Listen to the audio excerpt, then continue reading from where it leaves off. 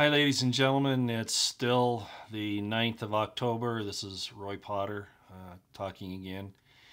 And I thought I'd do another quick live stream. Of course, I say I'm going to do a quick one, and then they still go for 8 minutes or longer. But I think this one I'll just give you real quick.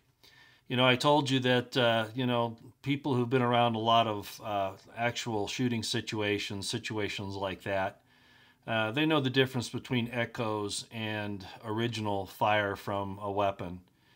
And especially people in the military, the police, things like that. And certainly I've had that kind of experience. I was not there in Vegas, of course, and listening to videos and recorded information is sometimes difficult. But even there, people with that experience can actually tell what's going on. And I've said from the very start that I could hear at least two weapons being fired. One, obviously a bump stock type. The second, what indicated from what I could hear to be an actual fully automatic selective fire weapon. But at any rate, I could hear those, and a lot of other people could, and that's been poo-pooed by a lot of people who are trying to hold on to the regular deep state narrative, which is something that they need to do for the lone gunman like JFK. So they can control everything. And I've put out some other information today on Twitter about some other things like looking for actors for something going on in Las Vegas that went up in August, an ad. And that the importance of that ad is to show that possibly this has been planned by other people other than Paddock for a long time. So anyway, I have looked at audio analysis on my own, people that have supplied that, which just verified what I could hear with my ears as a trained observer in these types of things. And now our good friend Mike Adams at Natural News has taken it upon himself to go ahead and do this work to find out where the other shooter may have been located. And I think he's absolutely right, because I could hear farther away shots, actual automatic fire, and then you'd hear the close-up bump stock fire there at Mandalay Bay where supposedly Paddock was shooting. And again, I'm not even sure he was the actual shooter. But in the Mandalay Bay, there may have been another thing going on there. But Mike Adams has been able to use analysis to determine the location of the second shooter. And it looks like it was, you can see the festival grounds here, and he's pointing out to a position probably right in this area here. I don't know if you can see that. It kind of goes out of focus, but it definitely would be a professional job at this point, because we're putting people in a triangulated crossfire. The Mandalay Bay would be over on this side, and then this shooter from this angle. Perfect triangulation fire into that area. Mike's done a great job here. I'm going to encourage everybody to go to Natural News and read this. I think he's going to have more coming out about it later, but this is for right now, and I'm not going to take up any more time. But good, honest people that don't trust the FBI, and we shouldn't, and don't trust the deep state, and we're finding things out about Soros shorting the MGM company. There's just so much going on here. It's just unbelievable. This is war, folks. Our government, the rogue elements in our government that want to support the New World Order, members of the deep state and the shadow government, all fighting against the Republic, the principles of the Constitution, individual liberty, trying to push us towards a truly fascist or communist type state, total autocratic tyranny. This is a war against us, folks. This is now obvious that these people are at war against us. And I've been saying that to Trump over Twitter and YouTube for a long time, that he's not in politics. This is not a political battle. This is, war is politics by other means, but it's not your regular political diatribe anymore. This has turned into actual war. Now, the fourth floor shooter, I just saw somebody ask a question about that. I am not convinced of that. And matter of fact, with this new information, that's not even important. I know you think it's on film, but there's a question as to whether or not that's a strobe light reflection. Now, I've watched that, and when I first saw it, I thought it was pretty close, but it doesn't match up with the sounds. Do you understand? I only hear one automatic weapon coming out of Mandalay Bay. I heard the far distance shots, and I mentioned that several times on my Twitters and other things that I've done. Actually, I haven't done that much on YouTube on this yet because I'm still putting the information together. A lot of people have asked why I'm silent on this. It's because I realized right up front that there was going to be a lot of deception involved here, and that we were going to have to approach it carefully. Even well-documented, well-trusted people on Twitter and other places who we've trusted for a long time to give us good information have been involved in, I don't want to say deliberate deceit, but they seem to want to go along with the deep state narrative of the one shooter situation, and that nothing else was happening anywhere else in Vegas. And we're now finding out that is definitely not the case. This was a massive thing going on. Deceptions everywhere, as I mentioned in the last video, with possible actors doing drills, and then people posting the videos of those drills as if they were actually going on during the shooting, with no trauma in the victims, things like that, basically to confuse all of us. So at any rate, I am not convinced of the fourth floor shooter. As a matter of fact, I've totally gone past that now. We don't need it. And the sounds that I heard, now substantiated by Mike Adams and his scientific study of this, pretty much shows that this was a triangulation situation. One shooter in the Mandalay Bay, the other at this location, which is basically, I guess it would be east. Oh, my, it went out. Let me get it back for you. Is east of the festival area there. Perfect triangulation, and it accounts for a lot of things that we weren't getting before, like people being shot more on a horizontal plane rather than a semi-vertical or 40-degree angle plane. So this is really getting to be pretty interesting. Let's see. In your opinion, let's see. I missed that. I'm sorry. Let me see if I can get it back. In your opinion, what was the person doing? I told him he was doing recon for a mass casualty event. I'm not sure. Sorry, I didn't quite get that.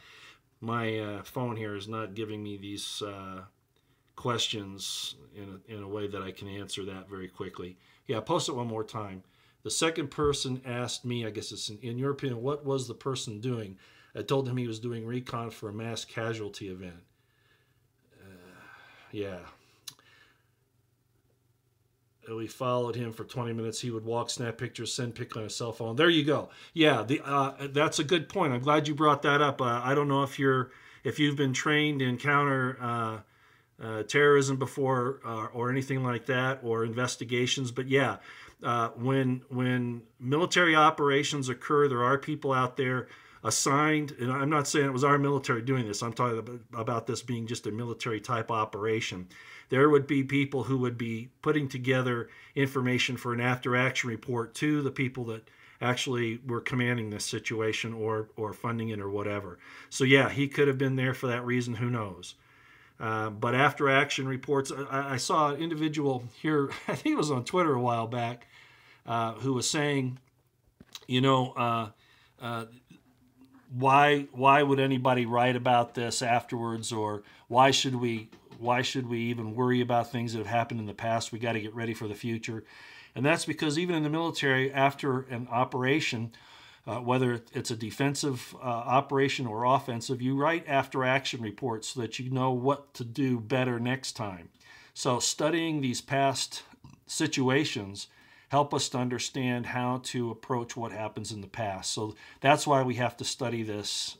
That's why we have to study JFK. That's why we have to study the Murrah building and 9/11 and the first attack on the World Trade Center. I mean, all of these things.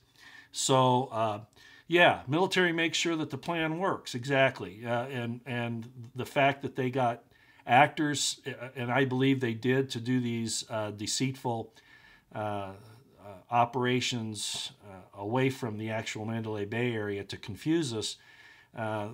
So whoever put those together knew what was coming and how to prepare these videos to fool us into thinking these were actually true on the ground situations happening at the time. Yeah, I saw that about Julian Assange, and I believe he's exactly right. I do not trust the FBI. I was going to make a video about this, and I'm sorry I'm kind of rushing. I have some things I got to get back to. But the fact of the matter is that when I did my Boston bombing videos back in 2013, I think it was. You know, having been in the military, having seen what was going on, watching the FBI, knowing how these things work out, I was convinced at that time that there was a war going on inside the government and intelligence agencies. Let's say that, well, I'll just tell you, I was interviewed right after I left the military. I was interviewed by a front company for the CIA for possibly being recruited, okay? And it was a very elaborate system that I went through. I won't give you all the details other than to say that one of the questions they asked me, okay, they knew because I already told them that I had been in the military. And so the next question, when it was the live interview, they asked me, have you ever done intelligence work for anyone? And I said, well, of course. You know, I had done some military intelligence work in the Army, and you know, I told you about that. Well, the reason why they're concerned, look at it this way. Why would they be concerned about other same state intelligence agencies coming into their agencies? Well, it's because it's all about power and control. Possibly there are good guys in the other intelligence agency that they don't want in their ranks, or vice versa. There are bad guys in the other intelligence agency that they don't want in their ranks. The point is you see the intelligence agencies don't even trust their own intelligence agents, and they spy on their own intelligence agents, and they have to. I understand that, but the point is that these aren't good people. A lot of them are very, very bad. And so, yeah, what happened was that I think if you look into this, you'll discover it. There was a move for the CIA to infiltrate the FBI, and they've done that, and the Boston bombing had a lot to do with that. Took pictures of sites we followed from Venetian to MGM, yes. They knew what was coming. It could have been a random tourist, but now you've got to look at everything with a little bit of question in your mind, obviously. You don't take everything on face value. Okay, I don't want to tie everybody up. I want you to go look at this. I want to congratulate again Mike Adams for taking this and running with it. It was absolutely necessary that, and there are other people that have done these different analyses. Yeah, very good. I called my wife just after the FBI interview. Yeah, they have to have this stuff. And like I've said in several videos and tweets, they're just getting this thing wound up. We've got the coup against President Trump. We have the October Revolution, the Bolshevik Revolution, you know, the October surprise, all of that, the basically the American Red October, the 100th anniversary of the Bolshevik Revolution in Russia now being brought to the United States. And this is serious business, folks, and I've got to say I think this is only going to get worse. We're just seeing the tip of the iceberg. It's going to increase in frequency and magnitude over the next little while. So, yes, it's a very sad world. Okay, I'm going to go ahead and sign off. I'm hoping that you'll help get this stuff out. This is really important. Get people to come to Natural News. There it is right there. And there's the Natural News, 217, 10-8, bombshell, health ranger, identifies distance of second shooter at Las Vegas. Excellent piece of work. And why isn't the FBI telling us about this? Well, because the FBI is complicit in all of this for the deep state and the New World Order. And, you know, they'll use the excuse of, oh, we have to protect the information because we don't want the enemy to know that we're figuring out what they've done and what their plans are. And I'm going to say horseshit on that. Horseshit. Horseshit, horseshit, horseshit. And you can quote me on that. That's horseshit. All right? They've got a responsibility to manage the response to this, to save people, not to allow our enemies to kill us. This is wrong. And there's no way in the world. The FBI knew this was coming. I can smell that. Yeah, this is live, John Smith. Well, I still don't have my face on the camera yet. Actually, I could probably get away with that in the next day or so. I've healed up pretty well, and things are looking pretty good. But you know, I almost prefer this because I can, you know, I can use other people's information like I'm doing here and give them accolades like I am here now. So I am convinced at this point. I will tell you, I've got a lot of data, a lot of information I've been sharing with other investigators and they with me. And I am absolutely 100% convinced at this point that this is a deep state military operation, a guerrilla type operation that has been used against the American people. Now, there are other people that are talking about the situation with this being a sacrifice to Lucifer and those types of things. And people will say, oh, baloney, that's not going on. Let me tell you, it is going on. In fact, all war, not all of it, most war that you see is produced by people that we know as the banking system, the New World Order, the elites, so to speak, who are into worshiping evil. War is a mass sacrifice, okay?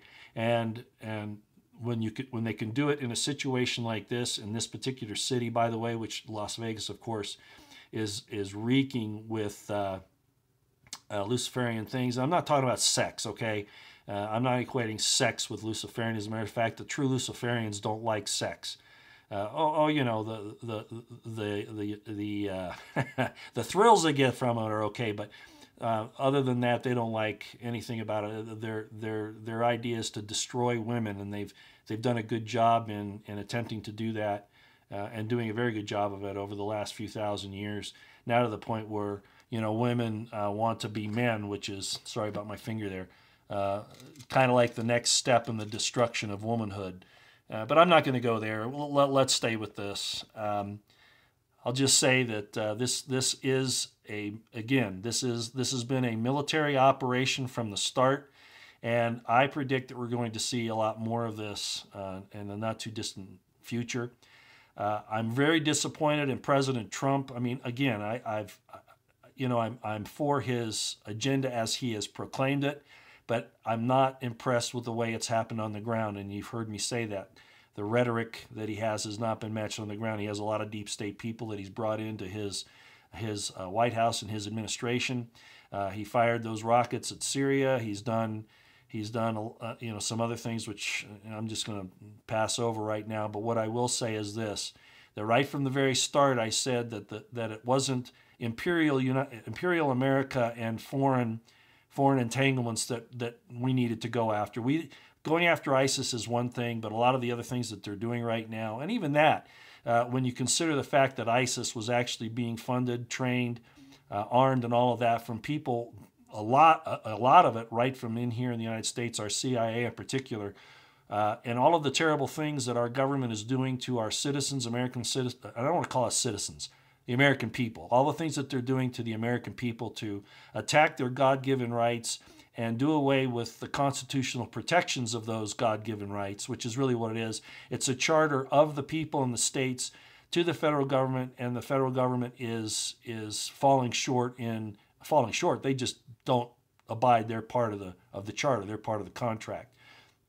And so I wanted Trump to go after those people right away, because I knew that all of the troubles that would come from them inside the government. And now, because he failed to act, and I'm just going to say this, I'm not saying he wasn't the best choice, okay? Obviously. It's what he said and what he's done. That's the difference, okay? You've got to start seeing this. Don't fall into the leaderitis problem, okay? We're not to worship personalities. We've got to stick with principles. And one of the principles was to drain the swamp. And unless we do that, these types of things where your neighbors, your sons and your daughters, your wives and your husbands are going to get killed by these people. Do you understand that? And you're getting me mad. Do not be a worshiper of a personality. You've got to understand there's a difference between a person and a personality. I mean, a principle and a personality. So let's not fall into that. I'm sorry I got mad, but we can't keep doing this. This is what, people worship Clinton, they worship Bush, but they didn't watch what the fruits of their labors were. And I'm not saying that Trump hasn't done a good job. It's just that he's ignored. What did he say a week after he was elected? He was asked in an interview by, I think it was Maria Bartiromo, are you going to prosecute Clinton? And what did he say? He didn't have to answer the question the way he did. How did he answer it? He said, oh, well, you know, they're good people. We'll see, but they're good people. He didn't have to say that because he knows they're not good people. What in the world? In other words, he was saying he wasn't going to prosecute her, and we've seen that he hasn't.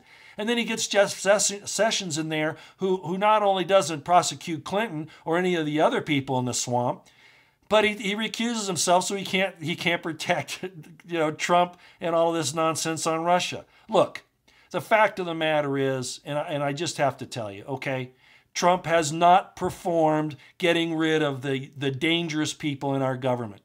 He talks about the mainstream media. What does he say all the time? Oh, the mainstream media, they're fake news. They never tell the truth. Wake up! What about Operation Mockingbird? What about NDAA 2013, where they gave the CIA the right to use war propaganda, negative propaganda, lying to the American people? The MSM is the CIA. And maybe Trump can't say that publicly, but that's the fact, okay? That's what he's dealing with. The MSM is the CIA. And the CIA is now the FBI. It's across the board, and we've got to stop this now. And if he doesn't do it, if he does not clean out the government, it might take DOD to do it, and there's a problem there because the DOD is infiltrated by the CIA. Where do you think $2.3 trillion went the day before 9/11? Remember, Rumsfeld said, well, he went on the air and he said, the DOD's missing like $2.3 trillion. And then that very place gets hit by the 9/11 attacks the next day, which of course were an inside job. And all of a sudden, nobody's talking about that anymore. Where do you think that money went? Where do you think the drug money goes from the military protecting the poppy fields in Afghanistan? Where do you think that goes? It goes to fund these deep state operations. They don't need taxpayer money. They're a foreign enemy now. They're not beholden to anybody. They consider themselves to be independent governments, and they don't answer to anybody. Not the Congress, not the president, not anybody. And it's a war, ladies and gentlemen. It is a war. The intelligence agencies, particularly the CIA, is an international banking consortium. As a matter of fact, the CIA was created by Wall Street bankers and lawyers. Do you understand that? Okay, so we are fighting, we are literally at war with these people, and they are at war with us, and they don't mind doing it. Okay, I'm going to have to go, but go give Mike, and I'm sorry I lost my temper. It's just that, we can't be a worshiper of Trump anymore.